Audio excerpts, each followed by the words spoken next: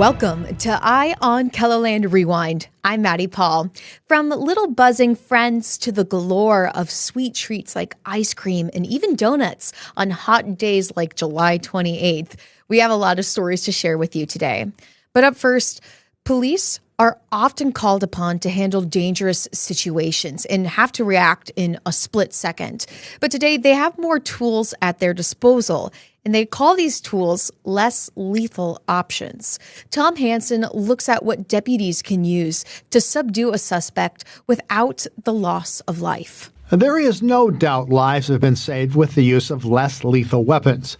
The Hudson Police Department in Wisconsin allowed us to use this video. An officer fired a pepper spray gun to subdue a troubled young man with a knife. Put down the knife! Stop! Hudson Police Chief Jeff Willems on the right says they saved a life that day. Captain Adam Ziska with the Minnehaha County Sheriff's Office says less lethal options have saved lives in South Dakota, too. Maybe it's not mental health. Maybe it's just a very bad time in their life. People are suffering with drug and alcohol addictions, and so their behavior a lot of times is not representative of what's normal or what anybody would deem as normal. That abnormal behavior can cause them to do things that they wouldn't normally do. For Minnehaha County deputies, there are four main options available.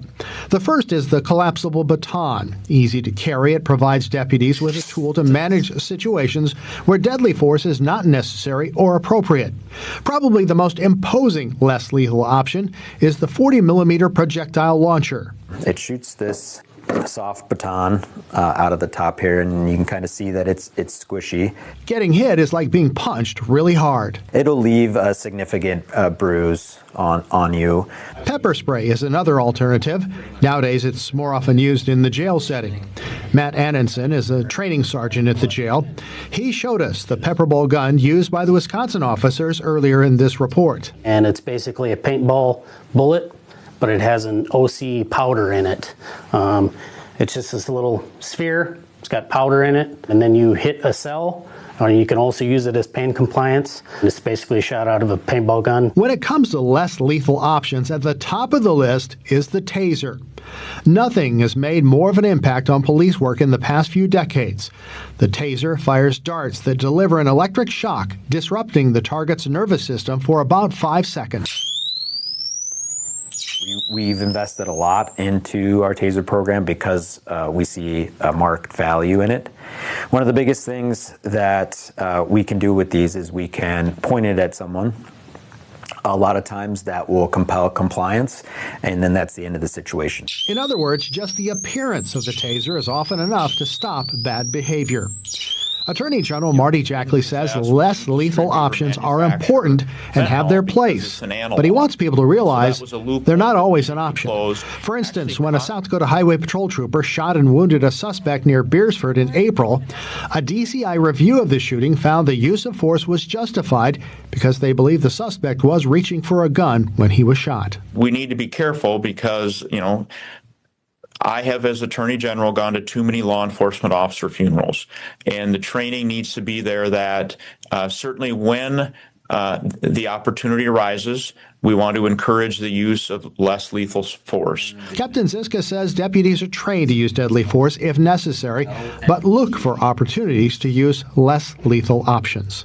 Keeping the public safe is our main goal, and this helps us to do that. Keeping the community safe while also saving lives. That was Tom Hansen reporting. Now, up next, summer can be a time of fun and relaxations for not only adults, but also kids as they enjoy time away from school. I remember loving summertime, especially by the pool. Still, to this day, as an adult, it's the best. But, other children during the summertime could feel isolated, anxious, or even depressed. So Jordan DeSmit talks with experts about some mental health challenges that students can face after the school year's bell final ring. Summer can bring about a lot of smiles for kids, but that isn't the case for everyone. sometimes they feel like there's not a lot of purpose in their summer. They just don't have anything to go do, so there's no motivation. The Helpline Center says June was 988's busiest month ever. In May, 1,446 people reached out through either calls, texts, or chats. That number jumped to more than 1,700 in June. In terms of age demographics, the highest percentage of contacts during both months were young people. Almost 25% of those who utilized 988 and shared their age in May were under 20. In June, that number was around 27%.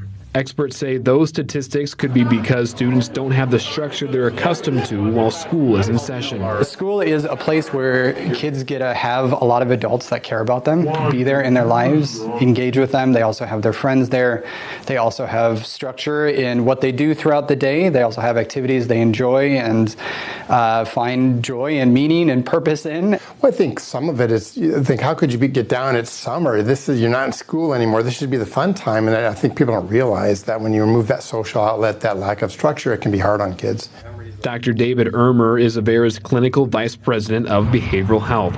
He says an absence of an organized day can lead to bad habits. Their sleep schedule gets off, just their whole day gets turned upside down. That can affect your anxiety and mood. Summertime can also bring fewer healthy meal options and more screen time. And look for changes in their kids and adolescents. Are they no longer enjoying activities that they used to enjoy? Are they hanging out with a different group of friends? Dr. Ermer says that one way for kids to improve their mental health over the summer is to create that structure that they've been lacking. Even if you don't have a job or you're not going to camp or you're not doing sports camps or music camps, try to set up a schedule. This is what I'm going to do in the morning, this is what I'm going to do in the afternoon, and it can be very helpful. You could also call or text 988 any time of day. Our staff is very supportive and very caring. They offer resources. They also offer a follow-up to those kids too, a couple days after, just to make sure they're getting the help and support that they need. What they're going to expect from us is someone who's going to listen to them, someone who's going to show them care, empathy, and is going to talk to them about what's going on in their life. Because hope can start by just picking up the phone. And that was Jordan DeSmit reporting. Still to come, a family new to beekeeping shares their love for honeybees and the community one festival is creating. Stay with us. We'll have more on Eye on KELOLAND Rewind.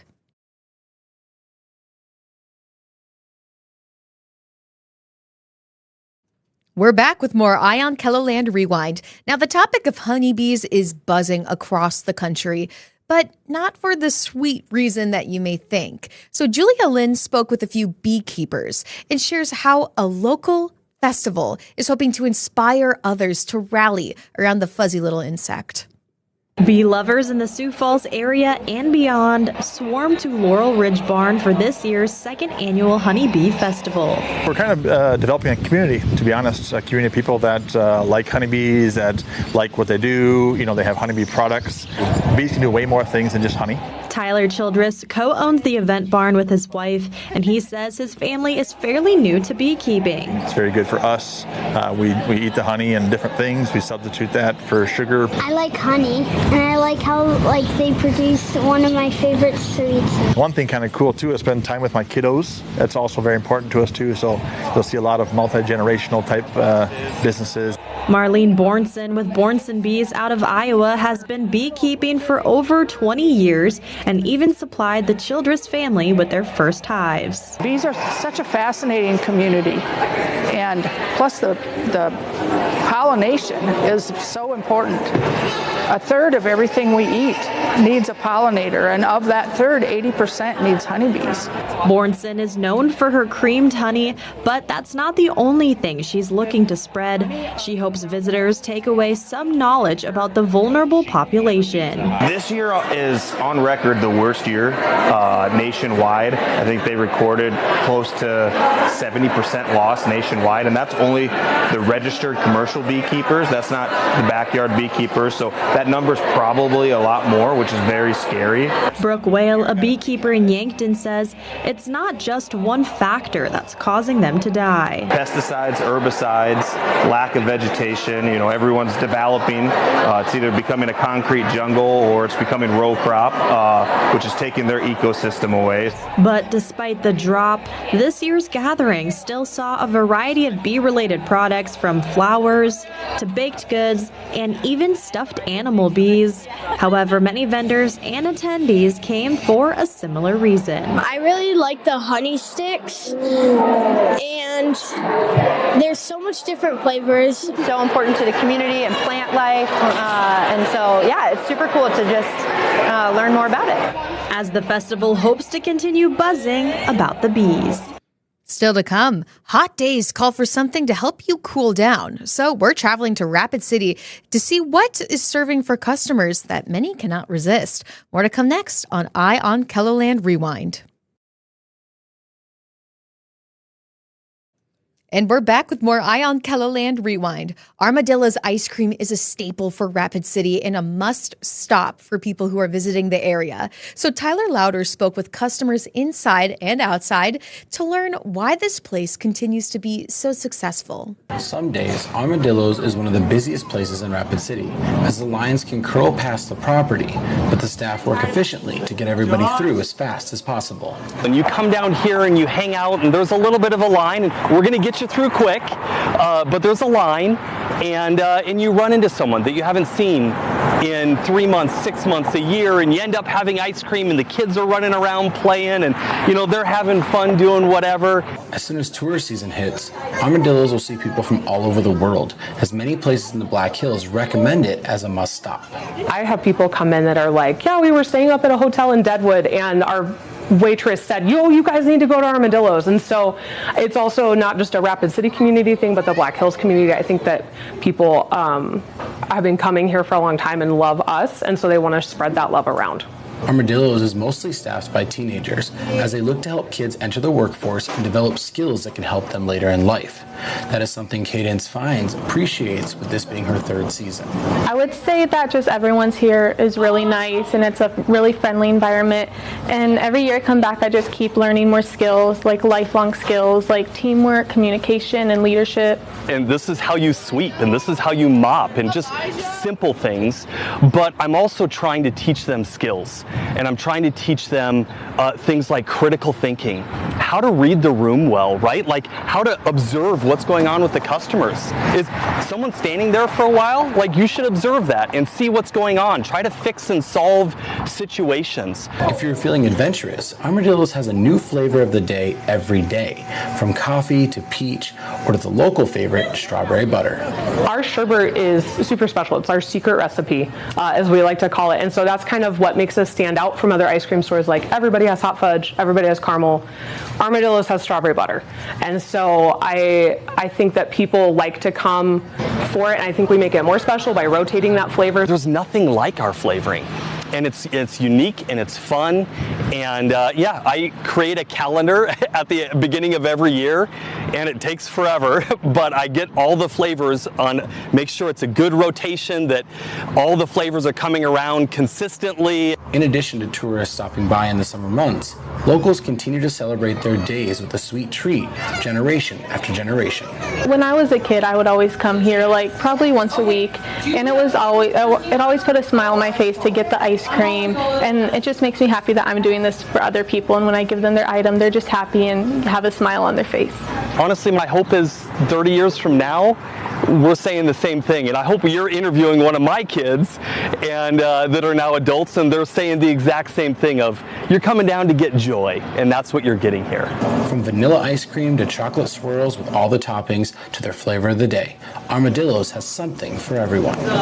Let's keep this sweetness going. Many people love donuts. Other people may love ice cream. But if you're interested in the mix of the two, there is a spot in Sioux Falls where you can get just that. So Summer Rotashot gives us a taste. Yonutz was a store that was originally started in Florida, but now, thanks to Kim Serwick and her husband, you can find a new store in Sioux Falls. We are the 18th store, and what it is donuts and ice cream. So putting the two together and making a magical treat. While the Serwicks have other business ventures, there was something about Yonutz that appealed to Kim. We looked at all kinds of different fun things that we could bring to Sioux Falls, but this one kind of caught my eye on Facebook. Really like the social media aspect, and our children and many other children knew what Yonutz was before many of us adults did. At the store, you can find all types of donuts and ice cream. We sell everything from your decorated donuts with all kinds of explosions of flavors. We have seasonal like key lime pie right now. We do have classic donuts as well as we do mini donuts, which have been a huge seller around here. We do smash milkshakes, which some actually have a donut in them. Along with selling the two sweets individually, they also offer what they call a smash donut, which is a mix of ice cream and donut.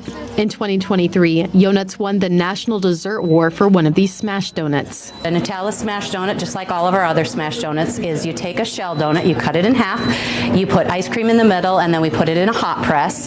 So it's hot on the outside, cold on the inside. Cut it in half, put all kinds of yummy goodies on it, and it's a great treat. For some, coming into the store can be overwhelming at first. I think they're very shocked because it's something definitely brand new for Sioux Falls and lots of different flavors and toppings and lots to choose from. But once people give it a taste, they come back for more. I think I had the French toast one that time, and then my husband, he tried the strawberry shortcake, so that's how come I knew this time I knew to get this one. This is Dawn Yellow Eyes' second trip to Yonutz. After coming on opening day, she knew she had to show other people in her family the shop. Well, this is my daughter, my grandson, they're from North Dakota. They're visiting up here. So I was like, well, I'm going to bring you guys to this donut place. And I don't know if they thought it was just like a bakery donut thingy or whatever, but I was like, no, you got to come, you got to see. Along with donuts and ice cream, the store also has an array of claw machines. It is your regular claw machines with just the prizes inside, and you can win those, keep those, or you can trade them up in kind of a carnival style for larger stuffed animals. While it may seem like an odd pair, claw machines and donuts, it's been a big hit. Oh, they've been very popular. Lots of kids like to play them. Kids are occupied, they're having fun, and there's some really cute toys in there too. And you can trade some of the small ones in for the big ones too. So whether you're interested in the claw machine, the ice cream, donuts, or all of the above, Yonutz has got you covered. It just reminds me like vacation food, like something you would get not here, like when you're visiting Disney or something. Just like Disney. Well, still to come on Eye on KELOLAND Rewind, from a roadside bakery to Lake Lorraine's farmers market, a closer look into a local sweet shop.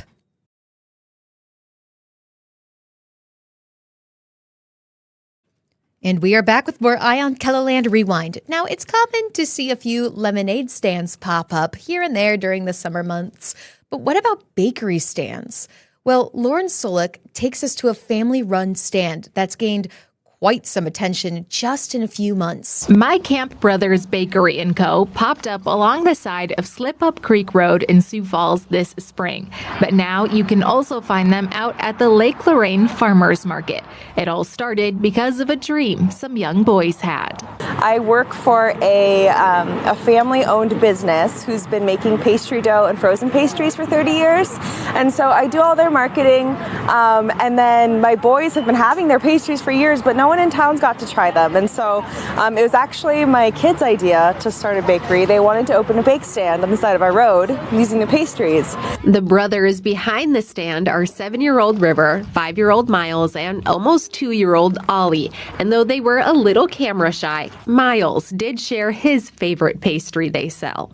Cinnamon rolls. It seems a fan favorite amongst customers, though, is the chocolate croissant that was flying off the shelf in just the first 15 minutes of the farmers market being open. It kind of blew up more than I was expecting, that people to try some different unique pastries that you don't really get to try every day. Things like palmiers or chocolate croissants or dosons and some Pop-Tarts. So different clean label pastries that are kind of unique to Sioux Falls. People are finally get the chance to try. So I think they've been excited about that. Mom Savannah says it's been fun for her boys to see the growth of their little bakery. They started with one of our end tables in our driveway, sitting out there and waving down the cars as they've gone by, to now getting to see us sell out quite frequently here at the farmers market. So it's been fun.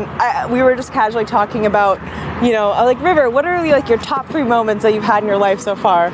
We were just casually talking about it, and he said, I think the day we started the bake stand. And I was like, oh, we got to keep going. When it comes to the operations of the stand, Mom handles the baking, but the boys have been learning a lot too. I really want to instill my kids good financial habits, and so when they do make money from the bakery, they have to save half of it. Half goes to spending, and if they don't want to work and put out, help me do things with the pastries that day, then they don't get paid that day. Or if they want something that they want to save up for, they have to use their own money for it. So just different ways that we've taught them how to manage their finances, even from a young age, has been helpful, I've seen so far, and been fun to teach them, really. And perhaps even more importantly, they're learning about following their dreams. I always wanted them to know and to experience that they can do anything they set their mind to, regardless of the work that it takes to get there. So for them to see sometimes it's storming or raining or no one coming by and feeling like we should just give up, to then seeing how it's evolved and how it's progressed, that has been huge. And them just seeing the evolution of how a business can be made by not giving up. Well, we're ending on a sweet note with Eye on KELOLAND Rewind. All those stories just wanting me to get like a sweet little dessert now. Thank you so much for joining us for Eye on KELOLAND Rewind. And if you want to catch all of these Eye on KELOLAND stories, you can at keloland.com. Thank you for joining us. And until next time, have a great night, everyone.